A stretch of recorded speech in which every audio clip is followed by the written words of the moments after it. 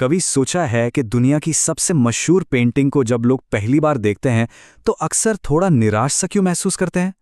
कई लोगों को लगता है कि अच्छा बस इतनी सी बात।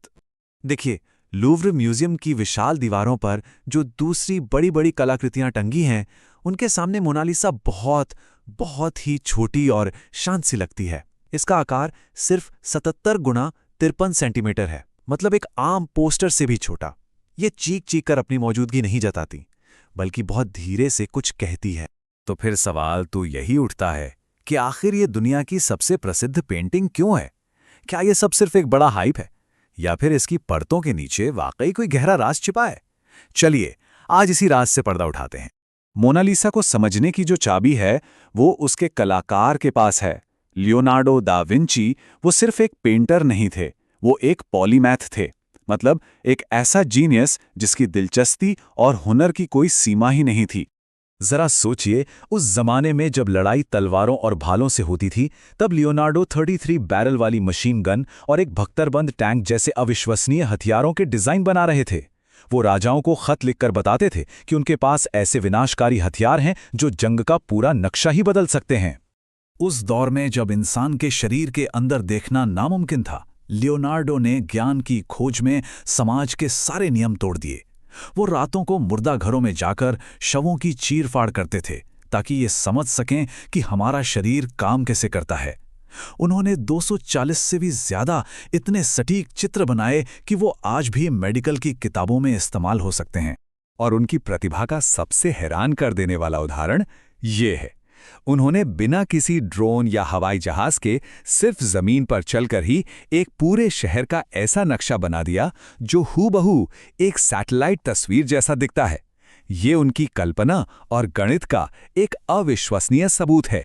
तो यहाँ सबसे जरूरी बात पता है क्या है? लियोनार्डो के दिमाग में कला और विज्ञान के बीच कोई दीवार नहीं थी।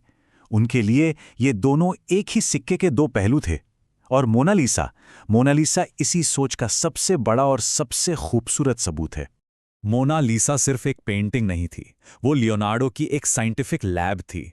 ये वो कैनवस था जहां उन्होंने अपने विज्ञान के ज्ञान को रंगों में घोला और चित्रकला के नियमों को हमेशा हमेशा के लिए बदल दिया। उनकी सबसे क्रांतिकारी तकनीकों में से एक थी स्फुमाटो। ये एक इटालियन शब्द है जिसका मतलब है धुएं में घुल जाना। ये एक ऐसी तकनीक है जहां कोई हार्ड लाइन या आउटलाइन नहीं होती। रंग एक दूसरे में ऐसे घुल जाते हैं जैसे सुबह का कोहरा, और इसी से पेंटिंग में एक असली जिंदगी जैसी बात आ जाती है। जब हम उस दौर के एक और महान कलाकार राफेल की पेंटिंग से इसकी तुलना करते हैं तो फर्क एकदम साफ हो जाता है। राफेल की कला में हर चीज की एक साफ आउटलाइन है, एक सीमा है। लेकिन मोनालिसा में उसकी आकृति धीरे धीरे, बहुत धीरे धीरे बैकग्राउंड में घुल जाती है। जैसा कि खुद लियोनार्डो ने लिखा था, असल जिंदगी में हमारी आंखें कभी किसी चीज का किनारा नहीं देखती। तो ये जो चमक और गहराई है, ये आई कहां से? लियोनार्डो ने एक बहुत ही पेचीदा प्रक्रिया का इस्तेमाल किया। उन्होंने कैनवस पर पहले एक ऐसी परत लगाई जो रोशनी को वापस बाहर फेंकती थी।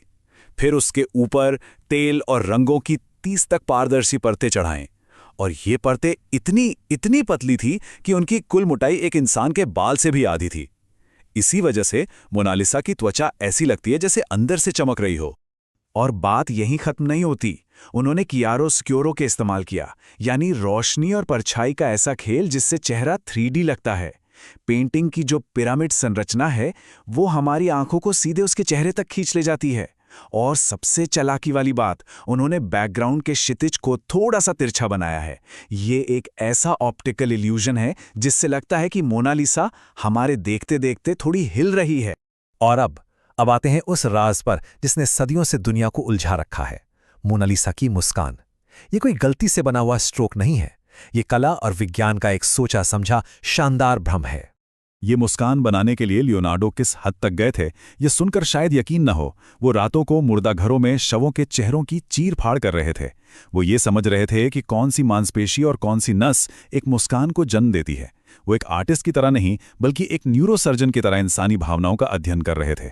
तो ये जादू काम कैसे करता है? हार्वर्ड की एक न्यूरोसाइंटिस्ट डॉक्टर मार्गरेट लिविंगस्टन बताती हैं कि लियोनार्डो ने हमारी आंखों की एक कमजोरी का फायदा उठाया।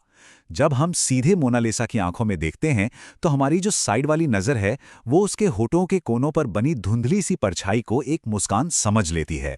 लेकिन जैसे ही हम उसकी मुस्कान को सीधे देखने की कोशिश करते हैं, हमारी तेज नज़र को वहां कोई मुस्कान नहीं दिखती और वो गायब हो जाती है। मतलब ये तो कमाल ही है। लियोनार्डो को आज के न्यूरोसाइंस से 500 साल पहले ये पता था कि हमारी आंखें और हमारा दिमाग मिलकर असलियत को कैसे बनाते हैं। ये मुस्कान सिर्फ पेंट नहीं है, ये एनाटॉमी, ऑप्टिक्स और साइकोलॉजी का एक मास्टरपीस है। तो ये तो हुई पेंटिंग की कलात्मक और वैज्ञानिक महानता, लेकिन एक मास्टरपीस से एक ग्लोबल आइकन बनने का सफर कैसे तय हुआ, इसकी कहानी भी कुछ कम दिलचस्प नहीं है। अक्सर लोग सोचते हैं कि मोनालिसा बस इसलिए फेमस है क्योंकि वो चोरी हो गई थी, पर यह पूरा सच नहीं है। ये पेंटिंग हमेशा से बेशकीमती थी। फ्रांस के राजा ने इसे खरीदा, नेपोलियन बोनापार्ट ने इसे अपने बेडरूम में लटकाया। हाँ, ये सच है कि 1911 की चोरी ने इसे दुनिया भर के अखबारों की हेडलाइन बना दिया और 1963 में जब इसने अमेरिका का दौरा किया तो ये एक इंटरनेशनल सेलिब्रिटी बन गई। और जहां शोहरत होती है वहां विवाद और कहानियां तो होती ही हैं। क्या ये औरत वाकई लीसा डेल जियोकोंडो है? कुछ लोग तो ये भी कहते हैं कि इसकी आंखों में गुप्त संदेश छिपे हैं। चोरी की कहानी में भी कई ऐसे सवाल हैं जो आज तक अनसुलझे हैं। इन सभी कहानियों ने मोनालिसा के चारों ओर एक रहस्य का जाल सा बुन दिया है। और इसका नतीजा ये है कि आज दुनिया के सबसे बड़े म्यूजियम लूव्र में आने वाले 10 में से 8 लोग सिर्फ और सिर्फ एक पेंटिंग देखने आते हैं, मोनालिसा। लेकिन विडंबना देखिए कि यही शोहरत, यही भीड़ और मोबाइल फोन के ये चमकते फ्लैश हमें उस असली प्रतिभा को देखने से रोकते हैं जो इस पेंटिंग के भीतर छिपी हुई है। तो आखिर में मोनालिसा सिर्फ एक चित्र नहीं है, ये लियोनार्डो के सबसे गहरे यकीन का प्रतीक है कि हर चीज एक दूसरे से जुड़ी हुई है। ये वो पॉइंट है जहां आर्ट साइंस से मिलता है, जहां इंसान का शरीर रोशनी के नियमों से मिलता है और जहां इंसान और प्रकृति एक हो जाते हैं। लियोनार्डो ने कहा था, कला कभी खत्म नहीं होती, उसे बस छोड़ दिया जाता है। शायद मोनालिसा भी अधूरी है, क्योंकि 500 साल बाद भी यह हमें नई नई चीजें सिखा रही है।